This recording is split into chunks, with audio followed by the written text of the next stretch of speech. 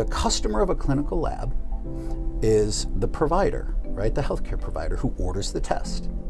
The lab runs the test because they have an order to run the test. But the insurer will not pay the lab unless they have all the documentation from the provider.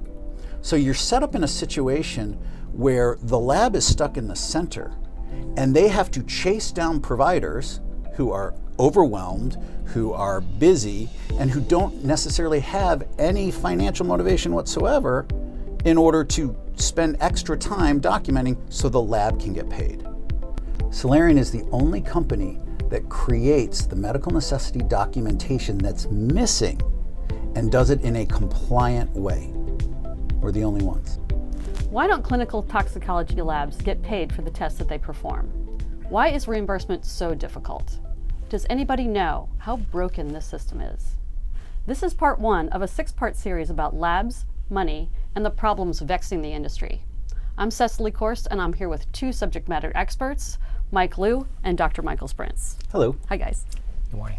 We're going to do things a little differently here, and I'm going to have you 2 introduce each other.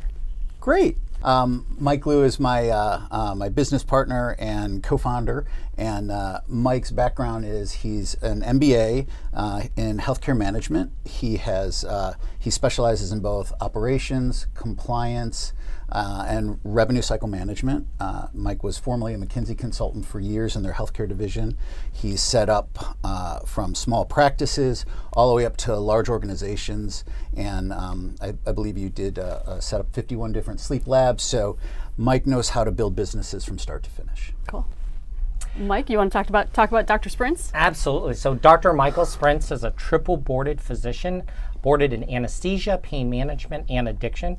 And specifically, he's a subject matter expert at the intersection of pain and addiction.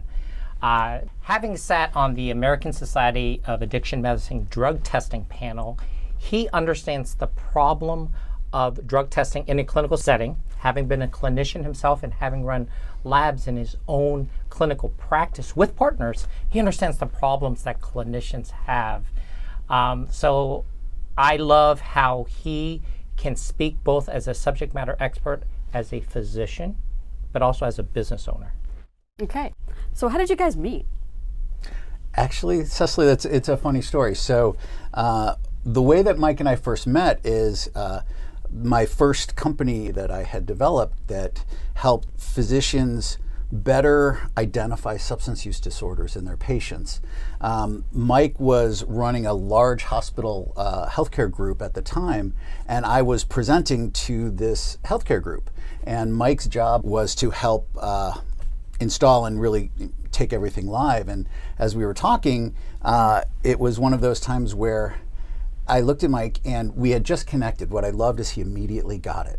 He understood immediately what we were trying to do. And the more we talked, the more it was just very clear there was an instant understanding. And for myself, what was great is I realized that Mike had a skill set and talents that were perfectly complementary to mine. There were things that I'm not great at that Mike, the more we talked, I was like, God, he was perfect at all of those different things. And as we continued our business relationship, Mike eventually had left that other organization, and after he had left that organization, he let me know, and I immediately was like, hey, want to do something great together? And here we are. So the company that you started together is called Solarian. Yes. Tell me about the origin story of it. I had started a clinical practice of chronic pain and addiction back in 2013, and we eventually built in drug testing into it because the important thing to remember about drug testing is it's a necessary part of practicing good clinical medicine, especially when we're talking about either patients with chronic pain or patients with substance use disorders. So you built your own lab? Built my own lab. Okay. But I needed help. Okay. And so at that time, Mike had come on, and one of the problems that I had realized was that here I was, and one of the issues with drug testing is we have to document really well and detailed, and the way that things work in healthcare, you don't have the time for that. And so here I was with my partners And I was like, hey, come on, we need to document better, or else we're not going to be compliant and we're not going to get paid. Because if you don't document, it doesn't happen. If it doesn't happen, and if the payers say that you did not prove medical necessity, then they won't pay. And so I was struggling with just having my partners do that. And it was hard for me as well. I mean, because you got a busy practice, you got a bunch of, you're seeing patients, you're trying to write your notes, you're trying to do everything, and it's overwhelming. And then to add this administrative burden on that was nearly impossible. And I looked around for a solution out there that could help do this better. And there was nothing out there. And so I said, we need to do something about that. And because I was part of the ASAM drug testing expert panel, and I was part of the team that published the guidelines on appropriate clinical drug testing. And I said, well, why don't we automate this? And so we did. Awesome. Mike, what was your role between the practice and the lab and Solarian as an automated solution to this? Great question. So I was functioning as the chief operating and financial officer. So I sat there with all of this data, patient data, claims data, reimbursement data. And I knew from the very beginning in healthcare, like he said, if not only is the clinician responsible for documenting, but then administratively, we have to make sure that it's coded properly, it's documented properly, and it has to abide by the payer guidelines just for you to get paid. So in a lot of businesses, you get paid for the work that you do. When you take your car in for a car wash, you pay, you get a car wash. When you take your dog into the groomer, you pay, you get a grooming. In healthcare, you provide a service. And if you don't do everything properly at every single step of the way, upstream with registration, with insurance verification and prior authorization, with clinical documentation like he discussed, on the back end, after the visit is done, if you do not do things properly with coding, billing, clearinghouse, electronic claim submission, you do not get paid. So there are a lot of steps. Typically what we do is we talk about a 15-step process in revenue cycle, and clinical documentation is the biggest part of that. So what I was overseeing was the entire quality control process of everything. Is the staff doing what they're supposed to do? You know, are the medical assistants, properly documenting dates and times and results in the system? Are the doctors closing their notes, right? So all of this, healthcare is a very, very big team effort, and I don't think most people realize all the different components that have to get accomplished for one claim to get paid. And they don't teach doctors the business of medicine. We don't. We learn that in the School of Hard Knocks once we start. You know, if you are brave enough to start your own clinical practice, especially in this day and age, it is a baptism by fire, if you will, to learn about the business of medicine, which is how do I deliver great care? How do I deliver care to the level that I know is appropriate and still get paid and able to actually run the business of medicine? And that was something that I learned with working with Mike, is learning the business, because they don't teach that to us. Okay, but it sounds like overall the system is flawed because the labs are Broken. Help me understand how broken the system is. The system is broken, and what I see from my perspective as a practicing clinician, the system seems broken by design, in the sense that the payers operate the healthcare system, and the providers who are delivering the services constantly have to prove medical necessity. One, that the service was delivered, and that two, that the service was appropriate for that patient, for their disease process. Now, on a larger scale, that makes sense, right? Because we have fraud and abuse. And I want to be clear that this is not a one-sided problem. It's not all the payers, that's the whole problem, or it's all the doctors, that's the problem. It's a multifactorial problem, because it is a massive system with a lot of money involved. And so from the payer side, they want to pay for what's appropriate. They don't want to pay for what's either not appropriate, and of course they want to prevent fraud and abuse. At the same time, most of the large payers are for-profit companies, right? They just their widget happens to be the delivery of healthcare services. But when you look at motivations, a healthcare insurance company, it is protect the premium dollar, right? So they collect premiums and they pay for services, and that delta, that difference, is their profit minus operations, et cetera. I'm simplifying this, but the bottom line is, so there's a big motivation to collect premiums and not necessarily, or to pay the minimum amount you have to pay for services, because that creates profit for shareholders. On the provider side, the providers are trying to get paid for the services that they deliver. And if anyone's out there that is that does patient care on a regular basis, how many times have you done phone calls and written notes and talked to family and talked to other providers? Did all of these services because it was the right thing to do, and you don't get paid for that. And so as a clinician, we do our best to try and get paid for the services we deliver. For labs, they're actually in a worse situation. So clinical reference labs, it's really messed up. So the customer of a clinical lab is the provider, right? The healthcare provider who orders the test. The lab runs the test because they have an order to run the test.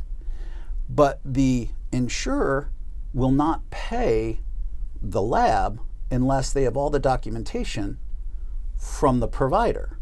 So you're set up in a situation where the lab is stuck in the center and they have to chase down providers who are overwhelmed, who are busy, and who don't necessarily have any financial motivation whatsoever in order to spend extra time documenting so the lab can get paid. So now imagine a situation where you're a clinical lab. So medical necessity is the backbone of documentation. Medical necessity is the backbone of medicine, and it's the lifeblood of reimbursement. So now imagine a situation where you're a lab and you have to chase down your customer to get them to do more work so you can get paid. It's completely screwed up.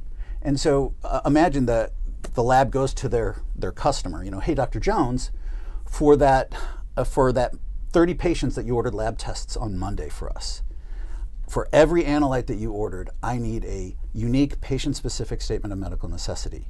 And you ordered 30 analytes on 30 patients. So I need 900 unique statements of medical necessity on all your patients, and that's just for Monday, right? That's just for Monday. So what do you think the provider's going to do? They're going to look at that lab and go, look, you either take my pee or I'm going to send it somewhere else, because what you're asking me to do, there's no way I'm going to do it. And so the lab gets stuck in this situation of, we know that the documentation's not there.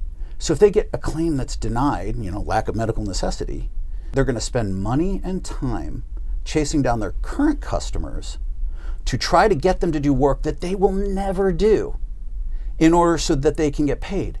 So throughout the industry, what has been the norm now is everyone has just accepted the fact that they're going to take a 25-30% loss month after month that they cannot recover because they don't have the documentation to support the claim.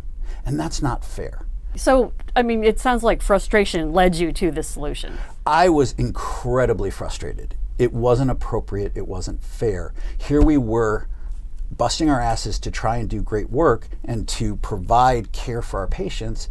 And then, we had 5 employees whose sole job was to try to help us get paid for the work that we did, for the services. It makes no sense. So our overhead balloons and the administrative time continues to increase for providers. And so my motivation was, I was frustrated, I was angry, and I was tired. Tired of trying to continually chase to prove I'm doing what I know I'm doing in great work. And I agree, there does need to be some documentation. But it seems like a strategy from a payer side. So, Mike, can you talk a little bit about the business side of that and the frustration that you felt instead of just the physician side? There are federal payers, and the federal payers, specifically the OIG, Medicare, and Department of Health and Human Services, want to protect against fraud, waste, and abuse. However, there are private payers, and the private payers make up their own rules and guidelines. So, for instance, his lab was in the state of Texas. Blue Cross Blue Shield is the largest payer in the state of Texas, and they set the rules for all of their customers, and they have 41 plans in the state of Texas. Each plan intentionally has different guidelines, different payer limits, different payer maxes. This customer, because they're employed by this company, can get testing 12 times a year. This, because they're from the federal marketplace and they're only on a bronze plan, can only get tested once a quarter. So having that specificity of detail is so hard. How is a provider going to know that I can only test this patient so many times here and so many times here? From a business perspective, it puts a provider, business owner, clinic owner, administrator at a total disadvantage.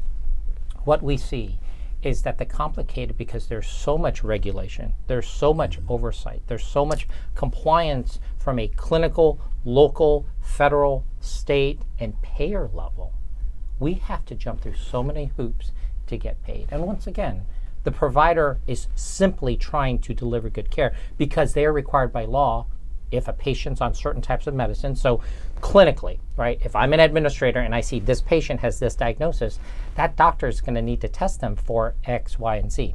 So in a typical, let's say, typical primary care, pain management, internal medicine practice, and a patient has chronic pain, and if you're going to put them on a chronic pain medication, you've got to make sure they're not on illicits. You have to cross-check, are they on hypnotics or psychotics or anything that may have drug-drug interaction, because you're liable for that drug-drug interaction. So as part of clinical care, as an administrator, I want my providers testing, but I don't want them doing it if I'm not going to get paid. So if it's a lab within the clinic, what we call a POL lab, right, or a company lab, that's easy. I can control that. But if we're sending out to a reference lab, a Quest, a CPL, a LabCorp, or a lab down the street, because we know we're going to get results back really, really quickly, which is what most people do, right? They're going to send to a lab. And so you want that result as quickly as possible. And it's difficult because it's impossible for you to understand all of those guidelines. So multifactorial, very, very complicated, and the system is specifically made so complicated that nobody can stay up to date with payer guidelines. Is it AI? Is it an algorithm? Tell me about the Solarian solution to this. The Solarian solution is intelligent automation.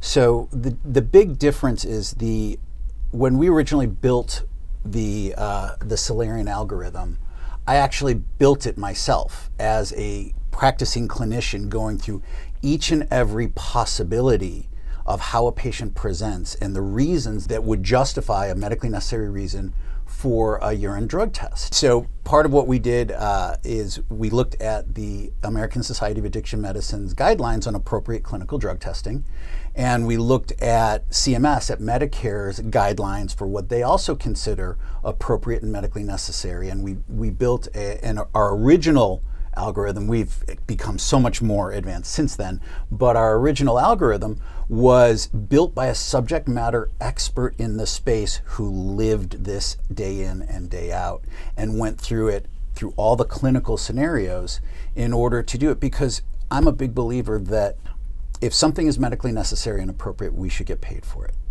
And if it's not, then you shouldn't. And so this wasn't built by a bunch of programmers who have no clinical experience. This was built by a subject matter expert with lived experience for decades in the space.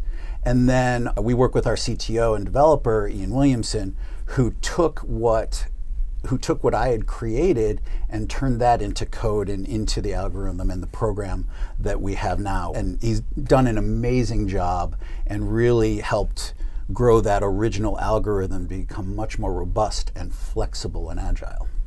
Now, the magic is in the fact that every payer actually has different guidelines. Not only that, they have a right to change those guidelines anytime they want. Most payers will change guidelines once a quarter or every 6 months or so. What is special about what is built is that it's always live, it's always updated, and it will perpetually update for every single payer that's in the system. And as we add customers, we add more insurance plans in different states. The system continues to grow, the system continues to get better. Because what we cannot do is we cannot create a one-size-fits-all, because no patient is one-size-fits-all. So we use the words patient-specific, payer-specific. So what we document for is, on this particular date, these are all the reasons of testing for that patient, and why it's medically necessary based on the payer guidelines on that particular date. Because if they change the goalpost, if they move the standards on us, we are appropriate at that time of service. And the patients change. They could be on different medications. They could originally be a new patient. Now they're established. I do want to address that AI question, because obviously AI is really big now, very sexy, and there's a lot of promise with AI. And there's also a lot of concern with AI, especially when it comes to healthcare data and when it comes to documentation. And so AI is fantastic and wonderful for a number of things. For automation of certain processes, it's great, right? There's a lot of revenue cycle companies out there that are leveraging AI in order to review, find patterns, and then show what's missing. But the biggest problem when it comes to clinical documentation is that AI hallucinates. It makes stuff up. And so here you are in a situation where creating medically appropriate documentation for a patient, you can't afford to have an AI hallucinate, because this is a patient's life on the line. What goes in a medical chart is extremely important, and that can have a huge impact on the patient down the line. Because if it's an incorrect diagnosis or it's an incorrect description, that patient can end up having problems later on because it's indicating something that may not be accurate. Now, we have used AI only from a perspective of to help optimize how our documentation looks, or to import data in a certain way. But the actual algorithm was built by subject matter experts in the field to build that out, along with payer guidelines and the best evidence-based guidelines from the professional societies like ASAM. When you look at the fact that there are millions of rules, they're actually all based on a standard. Like he said, they're not hallucinated, they're not made up. So every report that is generated truly is customizable. We often talk about, well, how unique is this? Well, for 3 reasons of testing for a patient that comes in, we can actually generate over 800,000 unique reports based on that particular insurance company. Wow. So it is very, very specific, unique, and idiosyncratic to that data service, that payer, that patient at the time of service. And really what makes Solarian different than everyone else out there, there's a lot of companies out there that will tell you what's wrong with your claim. They will tell you what's missing in your report. Solarian is the only company that creates the medical necessity documentation that's missing and does it in a compliant way. We're the only ones. It's pretty awesome.